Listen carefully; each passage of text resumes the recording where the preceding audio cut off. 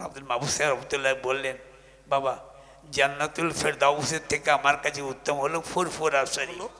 তিনি বলেছেন যে জান্নাতের তুলনায় ফুরফুরা আমার কাছে শ্রেষ্ঠ।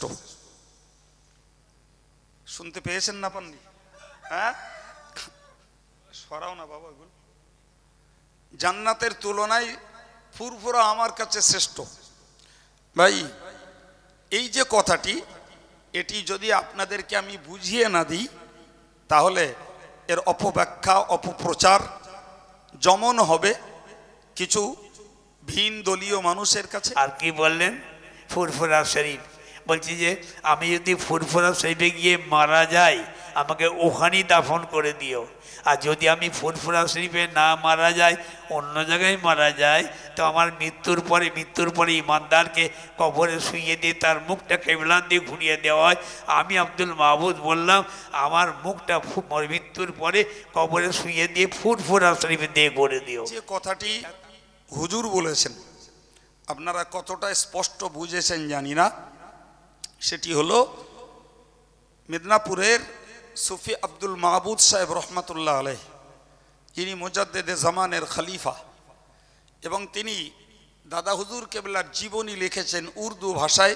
সওয়ানিহে উমরি নামক একটি কিতাব লিখেছেন। ভাই, এই মানুষটার একটা আবৃত্তি তিনি করেছেন, যে আবৃত্তির ভিতর থেকে দুটো কথা আপনাদের শোনার দরকার। নাম্বার ওয়ান হলো, তিনি বলেছেন যে জান্নাতের তুলনায় ফুরফুরা আমার কাছে শ্রেষ্ঠ। শুনতে পেয়েছেন না পাননি? হ্যাঁ, সরাও না বাবা, এগুলো জান্নাতের তুলনায় ফুরফুরা আমার কাছে শ্রেষ্ঠ। ভাই, এই যে কথাটি, এটি যদি আপনাদেরকে আমি বুঝিয়ে না দিই তাহলে এর অপব্যাখ্যা অপপ্রচার যেমন হবে কিছু ভিন দলীয় মানুষের কাছে, তেমন কিছু সদলীয় মানুষ ভুল বুঝে এই কথাটিকে অপপ্রচার করবে। যেহেতু বইকারাতে কথাটা হয়েছে এবং আব্দুল কাইয়ুমের উপস্থিতিতে, ব্যাপারটা ভয়ঙ্কর।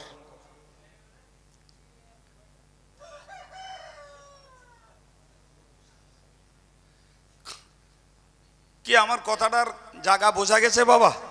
আচ্ছা, এটা শোনার প্রয়োজন আছে না নাই? একদম মনে রাখুন, নিঃসন্দেহে আল্লাহ পাকের জান্নাতের নাজ নিয়ামত এবং জান্নাতের প্রস্তুতির আল্লাহর যে সাজ সরঞ্জাম এবং জান্নাতীদের পরিষেবার সেখানে আল্লাহ যা কিছু মওজুদ রেখেছেন, গোটা পৃথিবীতে তার কোনো তুলনা নাই। আছে না? আছে না? নাই কোনো তুলনা। খোদ রসূল বলেছেন মা লা আইনুন রাআত ওয়ালা উযুনুন সামিআত ওয়ালা খাতারা কলবু বাশার। জি, হাদিসটা হাদিসে কুদসি, যদিও আমি রসূলের নামে বললাম, কিন্তু মূলত হাদিসটি কুদসি, তথা মূল ভাষাটা আল্লাহর। তিনি বলেছেন আ'আত্তু লিল মুত্তাকিন, আমি আল্লাহ মুত্তাকিনদের জন্য জান্নাতে প্রস্তুত রেখেছি। মা লা আইনুন রাআত, পৃথিবীর কোন চোখ তা দেখতে পায়নি।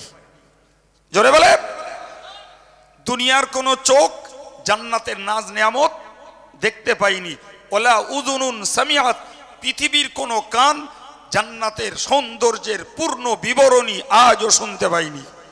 ওয়ালা খাতারা কলবু বাশার, কোন মানুষের হৃদয় আজ পর্যন্ত তা অনুভব করতে পারিনি।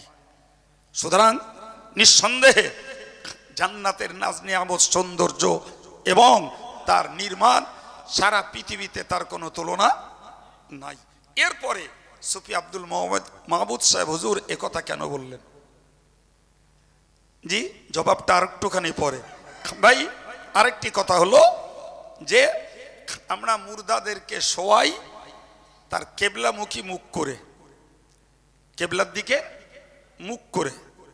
জি, যদি কাউকে শোয়ানোর সময়, কবরে দাফনের সময় কেবলার দিকে মুখ না থাকে, আমরা তার মুখটাকে কেবলার দিকে ঘুরিয়ে দিই। কিন্তু সুফি আব্দুল মাহবুদ সাহেব রাহিমাহুল্লাহ হুজুর বললেন আমার মুখটাকে ফুরফুরার দিকে করে দিও। মুখটা মুখটাকে ফুরফুরার দিকে করে দিও। ভাই আমার বক্তব্য, যেখানেই তার কবর হোক তার বক্তব্য যে আমার চেহারাটাকে ফুরফুর মুখা করে দিও। ভাই এ কথাটাও মানুষের কাছে অত্যন্ত জটিল এবং সমালোচনার একটি অংশ, ঠিক কিনা বলেন? হ্যাঁ সম্মানিত ভাইরা, নিশ্চিত সারা পৃথিবীর শ্রেষ্ঠতম জায়গা হলো ভূপৃষ্ঠে কাবা শরীফ, ঠিক কিনা বলেন? আর ভূগর্ভে শ্রেষ্ঠতম জায়গা রাসূলুল্লাহ যে জায়গাটিকে দখল করে তার দেহ মোবারক রাখা আছে, গোটা পৃথিবীর শ্রেষ্ঠ জায়গা। বরং অনেক ওলামাদের বক্তব্য হলো এটা যে কাবা শরীফের তুলনায় রাসূলের শয়ন করার মদিনার মসজিদে নববীর সবুজ গম্বুজের নিচেই রাসূলের শায়িত জায়গাটি আরো মর্যাদাবান। আমি এই জন্যই দুটোকে ওলামাদের মতভেদটাকে না দেখিয়ে ভাগ করে দেখিয়েছি বিনা মতভেদে, যে ভূপৃষ্ঠে শ্রেষ্ঠতম জায়গা কাবা, ভূগর্ভের শ্রেষ্ঠতম জায়গা রাসূলের শয়নের দখলের জায়গাটি। সুবহানাল্লাহ। সম্মানিত ভাইরা, সেখানে একজন তিনি বলবেন আমার চেহারাটাকে ফুরফুরার মুখে করে দিও, ব্যাপারটি স্বাভাবিকভাবে আমাদের কাছে একটা প্রশ্ন চিহ্ন রয়ে যায়, ঠিক কিনা? জি সম্মানিত ভাইরা, এরপরে আপনাকে এর জবাবটা নিতে হবে। ভাই একজন আল্লাহওয়ালার জন্য তিনটে স্তর থাকে। কটা স্তর বলেছি? নাম্বার 1 যেটাকে বলা হয় ফানা ফিল্লাহ, একজন বান্দাকে হতে হয় আল্লাহর জন্য বিলীন। সুবহানাল্লাহ বলেন। আল্লাহর জন্য নিজের সব কিছুই উৎসর্গ। এর নাম আরবি পরিভাষায়, তরিকাতের পরিভাষায় বলা হয় ফানা ফিল্লাহ। ওই লোকটা আল্লাহর জন্য নিজেকে উৎসর্গ করেছে। কোরআন শরীফে বলা হয়েছে ইন্না সালাতি অনুসুকি ওমাহিয়ায়া ওমামাতি।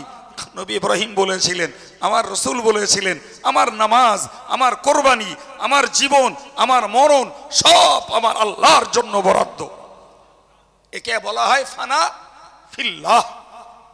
জি সম্মানিত ভাইরা আমার, এটা উচ্চ স্তর।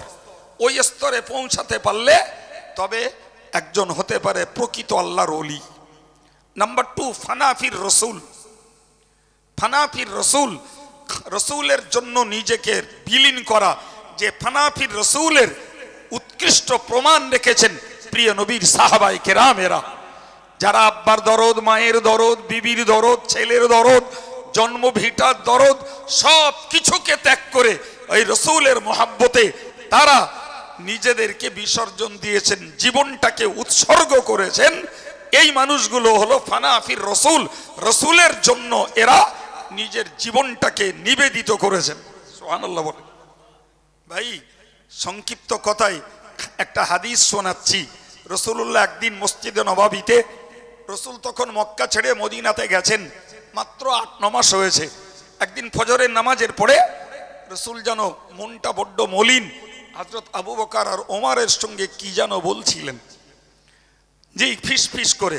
সাহাবাদের মধ্য থেকে মদিনার আনসারী সাহাবী হযরত মিকদাদ দাঁড়িয়ে গেলেন, বললেন ইয়া রাসূলুল্লাহ, আপনার চেহারাটা দেখছি মলিন, আর আপনি দেখছি ভাই আবু বকর আর ওমরের সঙ্গে কি যেন ফিস ফিস করে বলছেন, আমরা কি একটু শুনতে পাই না?